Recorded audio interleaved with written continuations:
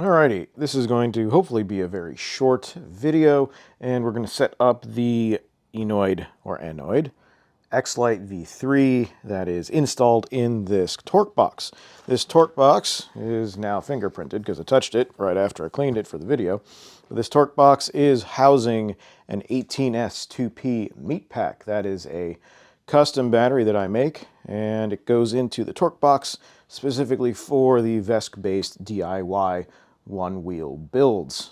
Torque box is a clear polycarbonate box, and you can get them from the Float Life. They were designed by Badger Wheel, Robert Allen, talented designer, and they house this style of battery pack. So what we're going to do is we're actually going to configure this XLITE for the first time. If your BMS is not configured, if it's new out of the package and you just wired it up, I do recommend doing a bench test before you close things up, glue the JST connectors and do all that stuff to make sure they don't wiggle, all your wire management. I would recommend testing it very carefully while wearing some nitrile gloves that are non-conductive, because you're going to be plugging things into high voltage power sources, the battery, and so it is generally a good idea to bench test items before you commit, as it were. And so that is what we're doing. With that rambling introduction out of the way, what happens when you turn it on? Now I'm going to turn the board on, which is going to turn the BMS on. That is because I have it hooked up with all 4 CAN bus wires, and that includes the CAN high and CAN low, which are the data wires, and the 5 volt and ground, which use the 5 volt from the VESC to wake this thing up. So by default, the XLITE is asleep or hibernating or shut down, whatever. And it needs to be woken up before charging and monitoring can happen. There are generally 2 ways. Technically there are more, but in this context there are 2 ways to wake it up. If you have CAN bus hooked up, turning on the VESC will send the wake up signal to the XLITE and wake it up. Or if you plug in a charge source, meaning you plug in your charger to the charge port, it will then wake it up as it detects voltage on the input, and then that wakes it up. It runs its checks and then decides whether or not it's going to charge. And so we're going to just turn it on because my charger's over there and I don't want to bring it over here, so we're going to turn it on. And it's going to beep. It's going to beep, I believe, 11 times, which is going to signal the over or under voltage protection error.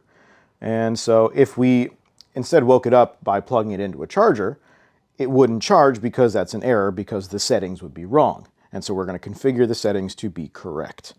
So let's turn it on.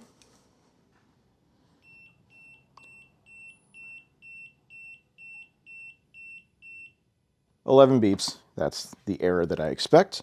Now we're going to scan for BLE and it'll show up.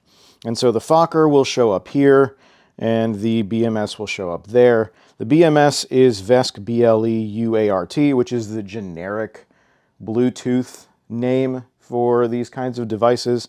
And in this case, the little Fokker, which is in the front enclosure, will be called a little Fokker. So you should name these so you can keep them correctly labeled. But we're going to go ahead and connect to the BMS. It will say that there's a test firmware because I believe they're still on a beta firmware. There have been many revisions of it. They're minor revisions, and I believe more or less soon there's going to be a stable release of the firmware with all the changes integrated, and so this is fine. And so we go over. It should populate right away the ENNOID BMS page, and you'll see number of cells is 20, which is incorrect. And so the stuff you put here, we're going to go through each page, is going to depend on the battery that you use. Now, the pack that is installed in this box is an 18S 2P battery pack. And just a quick making sense of those numbers, going in reverse order, 2P means that there are 2 cells in parallel. So for example, you have these 50S cells here, and when they are placed electrically, and in some cases like this, physically, next to one another, they operate in parallel, as if they're both acting as one bigger cell. So each of these has a capacity of 5 amp hours. Acting together, they have a capacity of 10 amp hours.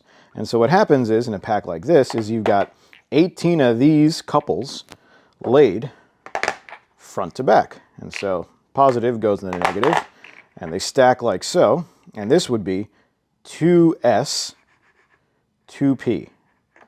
And so that happens, or rather it's done, in such a way that you then have 18 of these couples, front to back, to achieve 18s, 18 in series, 2p. And that would apply to, for example, the 20s 2p, which is a slightly smaller battery using smaller cells, and that would be 20 cells in series, still with 2 in parallel. Or 20s 1p, or 12s 4p. And that would tell you the configuration. You'd use that information to get the values you need to make sense of the battery. And so in this case, number of cells, we're going to put 18. If you had something like a Z battery speed pack or my regular pack, that would be 20 cells in series. Number of monitor IC defaults to 2, you leave it. Number of temperature sensors. This particular pack has 2, so we're going to add 2, and those are 2 inside the battery. The BMS has an onboard temperature sensor as well, and so when this is configured, you'll see 3 total, but this refers to battery temp sensors. Pack capacity. This you will figure out simply by multiplying the capacity of the cell used by how many are in parallel. So as I said, this is a 5 amp hour cell. There are 2 next to each other in parallel. Therefore, the pack capacity would be 10 amp hours. And so we're just going to go ahead and manually just turn that to 10. And then once we've got these values correct, we're going to hit write, much like VestTool, and it's going to go ahead and write those values. That was the general tab. We're going to go to cell limits. These are the cell limits that I put in the projects that I build, and you might go lower or higher depending on your own sensibilities. These are the numbers that I recommend to both achieve a full charge and to have the necessary over voltage and under voltage protections that would keep the battery from reaching a less than ideal state. And so soft over voltage by default is actually pretty conservative, 4.175. That's like a hair below full. If you leave it, nothing bad is going to happen. It's not gonna work worse. You lose a tiny bit of capacity right off the top. Does it matter? Probably not. I believe the difference between 4.20 and 4.175 is something like, I don't know, a couple hundred feet of worth of range depending on your board. It's really variable, but it's not substantial. It's significant, but it's not substantial. And so I'm going to go ahead and change this to what I consider basically the bottom limit, 4.23 volts. So this is the soft over voltage. Soft over voltage is when the BMS will stop charging. And there is a hard over voltage. VESC usually has a soft and hard value for cutoffs, similar to a start and end. If you've already configured a VESC before, then it's very similar. So soft means that the BMS is going to stop charging. If it detects any cell hitting 4.23 volts, the battery will no longer charge. It'll just cut the charging off. Soft under voltage is the same. If it detects a voltage below this, should this be a discharge BMS, then it will go ahead and disallow discharge. I believe it also disallows charge, I think. But let's see here. I'll remove this 2.7. I put that to 2.5. And now we're going to get down to hard over voltage. The hard settings mean that the BMS will shut itself off. So soft over voltage means that when you get there, it will stop charging. Hard over voltage means that the BMS will power down and will allow nothing to happen. Like everything just stops. That's what the hard over voltage is. And this I set to 4.26. And so soft over voltage, should a cell reach 4.23 volts, the BMS will stop charging. Should it reach 4.26 volts, it will shut off entirely. It will not shut off the board because this is a charge-only BMS, but it will shut down the BMS completely and no charge activity could happen anymore. Hard under voltage is 2.3 volts. That's fine. We'll hit write, and now we're done. Temperature limits. Temperature limits and temp sensors in a battery pack are an interesting thing to think and or talk about and or work with. Now, the way I set temp sensors into a pack is seen by some as slightly overdoing it. I don't think it is, which is why I do it. And so I take the temp sensor, which is a little temperature sensitive resistor, and I jam it really deep in between two cells. And then I flood that little area with a pool of thermal epoxy, and I hold it there until it cures. It is a fast cure, but I do still have to sit there for like 7 minutes every time I do it. And that's in order to increase the thermal contact area. You can call it a thermal junction if you wish. However, it's just to increase how much of the cell's surface area is in real direct contact with the sensor. And that's to avoid the internal heat from the cell from spreading too far out and the actual temperature that reaches the sensor being lower than it could possibly be, and therefore you get a bit of a more accurate sensing of the temperature. I've seen folks do some hot glue on a temp sensor and just smush it down in there, and that's cool. That might be fine for some. I do it my way because that's how I do it, and I take battery temperature pretty damn seriously, and so that's what I do.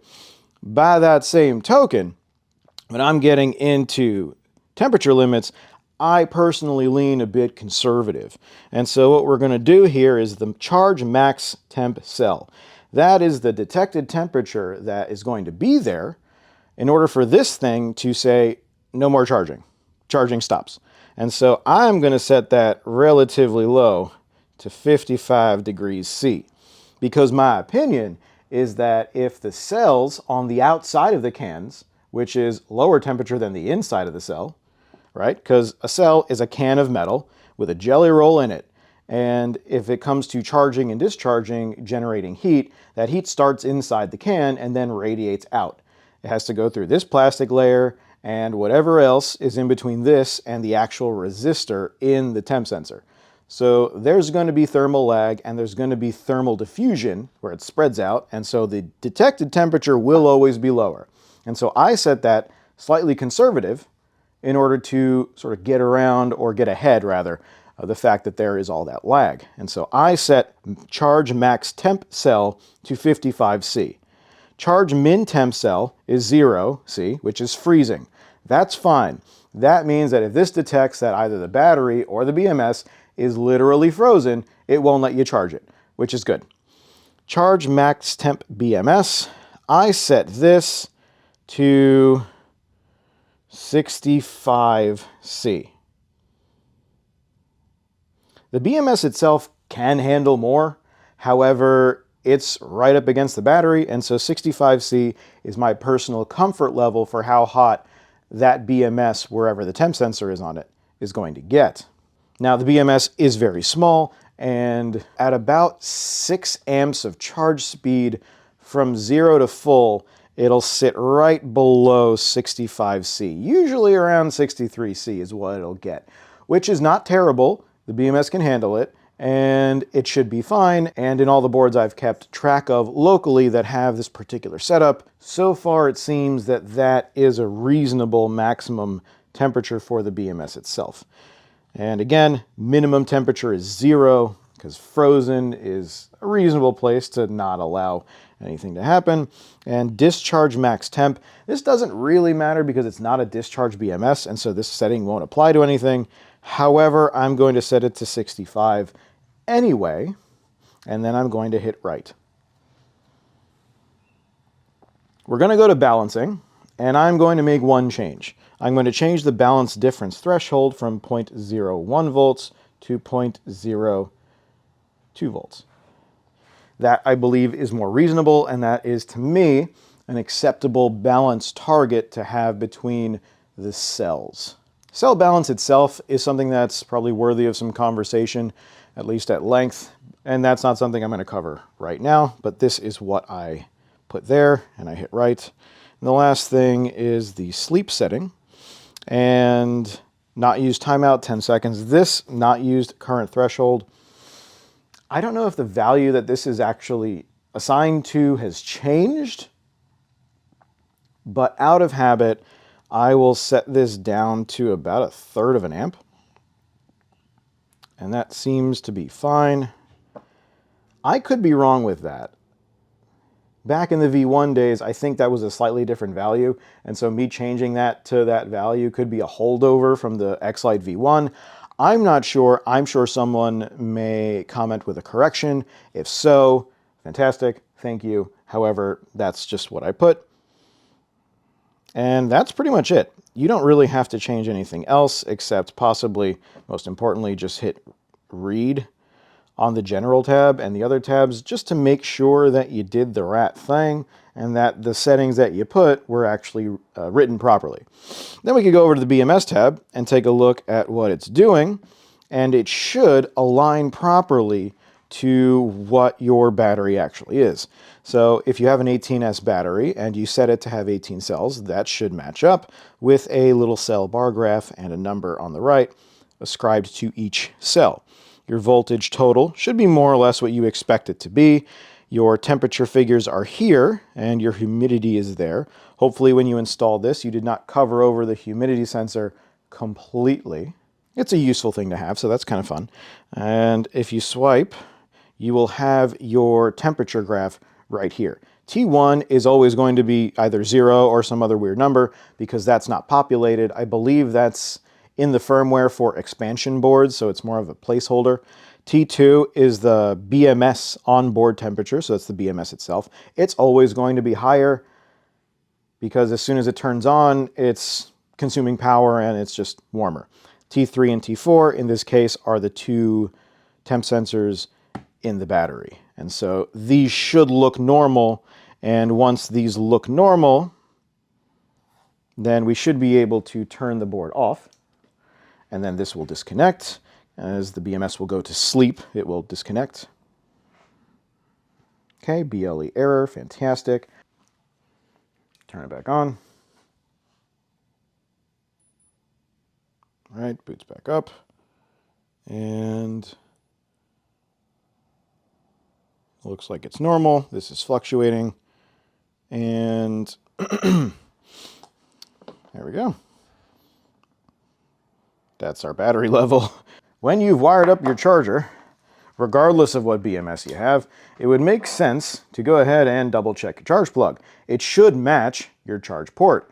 And so this charge port on this board is wired with the positive on pin 1 and the negative on pin 2, because that's just how I do it. Yours may be different, and so whatever it is, it should match your charge port. That would be a good idea. And so we're going to stick the negative on pin 2, because that is where it should be, and the positive into pin 1. And this charger's set a little bit low, which is fine. Either way, you see here it's reading 75.2 volts, should read 75.6. It's a little low. That doesn't matter for this particular instance. And there's no minus sign. If it were reversed, which would be bad, if we reverse the polarity, you'll notice a negative here, which would be bad. You don't want to plug in a charge plug or a charge whatever into something that's wired in reverse from what it is. So always confirm your polarity and pay attention to how your charge port is wired. Which pin's positive? Which pin's negative? I don't know. You should know, or whoever built your board and your tech person should possibly be aware of that. However, if you're watching this video and you've reached this point, chances are you're the person, and so double check that. Negative on pin 1. Sorry. Negative on pin 2. Positive on pin 1. And aside from the fact that it's a little bit low, it's the proper polarity. So anyway, this is off. We're going to go ahead and plug this in. And now it's charging, which is good. That means that the charger woke up the XLITE.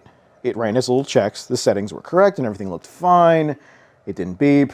And now it's charging. So we could probably go ahead and connect. Now, see, this is the BMS. Because the Fokker's not on, I didn't turn the board on. So only this is broadcasting Bluetooth.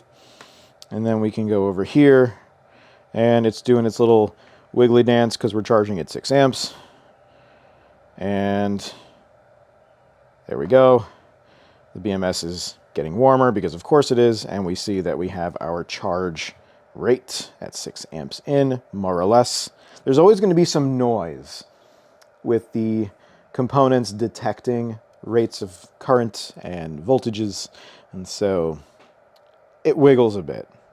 Either way, when the current slows near the top of a charge as it's getting full, the noise also drops, and so things become much more concrete visually in here. And so that is something to consider. Then we unplug it, and it will go back to sleep and shut off eventually.